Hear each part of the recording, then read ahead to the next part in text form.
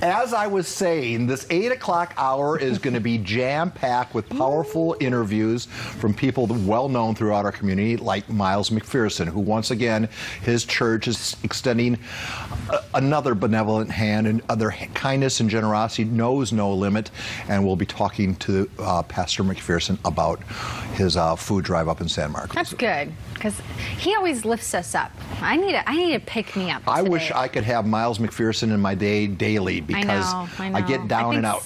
I think so many people want that, though. Yes. He's just a guy pulled in so many directions, but he's got a lot to give. So. Yes. Governor Newsom announces new state closures ahead of the 4th of July holiday weekend. Rock Church Senior Pastor Miles McPherson will be responding to those closures and how the church is helping local families during these hectic times. We'll be right back with Pastor McPherson after these commercial words. Governor Newsom announces new state closures, causing more people to be worried about providing for their families. Joining us this morning to respond to the governor and talk about food distribution event that is happening today is the Rock Church Senior Pastor Miles McPherson. Good morning, Miles. How are you doing today? I'm talking to you and not Lauren. What? I'm just thinking out loud here. Yeah. Miles, I just sent you a message on Instagram. Well, okay. Don't worry, Do you want me Miles. to read it now or later? Read it later.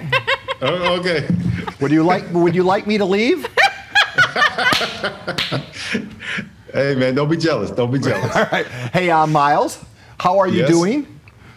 I'm doing good. I'm going to read something to you because I heard you guys want to be encouraged. So if you want to be encouraged every day from me, just follow me on Instagram. I'll give you an encouragement. But let me read this to you. I read this morning. Okay. It says, we want others to be strictly corrected, yet we are unwilling to be corrected ourselves. Other people's far-ranging freedoms annoy us, yet we insist on having our own way. We wish others to be tied down by rules, and yet we will not allow ourselves to be held in check in any way at all. It is evident we rarely think of our neighbor as ourselves. It's really just a challenge for us to, stop looking at other people and look at ourselves and hold ourselves in check. So that's your encouragement for today. Fair enough. Where do people find you on Instagram? At Miles McPherson. Simple enough. All right. Simple enough. So I think a lot of people are feeling discouraged at what the governor is referring to as the dimmer switch being rolled back a little bit. And a lot of people maybe aren't discouraged. They're flat out scared because they're worried about putting food on the table. They're worried about providing for their families. How do you combine the health concerns with the survival concerns? Well, the first and third Thursday of every month out of San Marcos campus, which is right across the street from San Marcos High School, at noon, which is today, we're going to have food giveaway, diaper giveaway. It's all free. You just drive up and we put it right in your trunk. So you don't even have to get near anybody. We serve about 175 families every time. And we just do it until the food runs out. So that's one of the things we're doing here in San Diego. And we just want to invite people out today at noon to our San Marcos campus, right across the street from San Marcos High School. We know when we talk to Jim Floros about stuff like these sort of distribution events, what scares him is the fact that so many people require them. Do you share his concern? Oh, absolutely. I think, the shutdown, I'm not a health expert, but the shutdown has ripple effects that a lot of people don't talk about. The mental health, the drug abuse, the suicides, the loss of job, loss of money. And I think we have to balance, which is the greater evil. I mean, and I can't measure that, but I think we just need to all be aware of the total impact of the disease and how we're responding to it. I know we keep hearing we don't have a strategy, and it's really unfortunate that we don't have a really clear strategy nationwide to address all the issues, because there are a lot of people who are being hurt in many other ways that are not being taken. It doesn't seem like it being taken into consideration. So, we're just trying to do the best we can to help some of the fallout of the shutdown. As a spiritual leader in this community, what can you describe the toll it takes on you as a person? Everyone who is down and out is kind of turning to you to be the pick-me-up. Does that take a toll on you personally? Well, you know, there's a lot.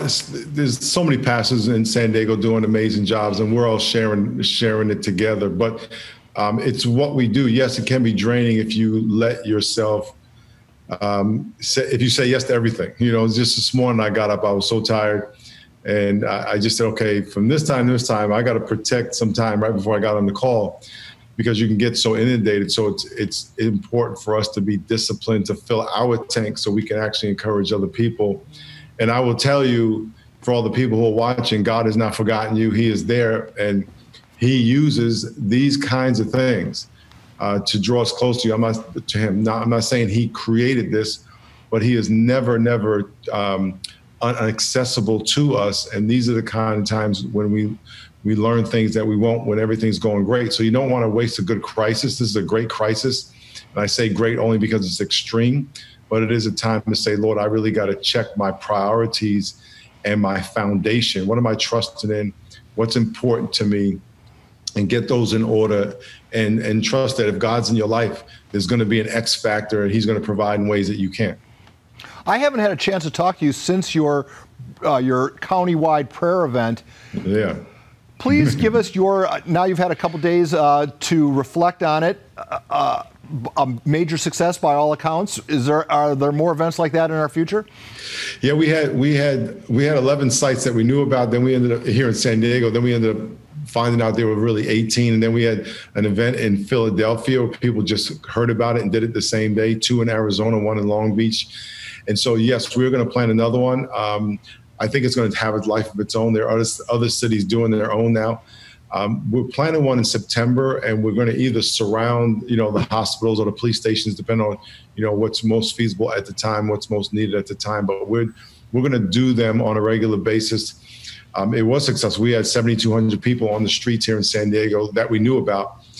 We put a video together we can send you. But yeah, we have people all over San Diego along the streets, mayor, city council members, the DA on the street praying with us. And it's ironic. I don't know if this is the reason, but it's ironic that all that was in 19 counties were shut down and we weren't. So I don't know if that's the reason, but I'll take it. Hey, Miles, before we let you go, can you just look over your shoulder? Tell me about the picture of the two. Are you in that picture of the two? What year is that? Oh, my gosh. You're going to make me cry if I show you this picture. Okay, tell me about it. That's me, and that's Stephen Brawley, Hot Dog. We played 4 years of Pop Warner together. This is 1970, so this is like 50 years ago. And my dad took that picture at West Hempstead High School. We played Pop Warner together. He's number 42. I'm number 21 because I was half as good as him. he was our star. I was like star B. He was star A. We were running backs, and we were unstoppable. When's the last time you've thrown a football around? Say it again? When's the last time you've thrown a football around? Long time. My shoulders can't handle. But if you see behind me, these are all my game balls. So yeah, you see behind me all my balls. I see them. Yeah. I look at them every day to remind myself I played. I try to tell my grandson I play football, and he's looking at me like, huh? I said, no, I played on TV. He's like, and then he runs into the other room, wants to play, something else. So. No, football's been good to me. It sure has. Miles, thank you for making time for KUSI, and I promise you next time it'll be Lauren behind the microphone doing the interview. Very good. I will acquiesce from all future Miles McPherson conversations. You'll never tell Lauren I'm going to respond to her message as long as it's a good one. Fair enough. Fair enough. Miles McPherson, everybody from the Rock Church.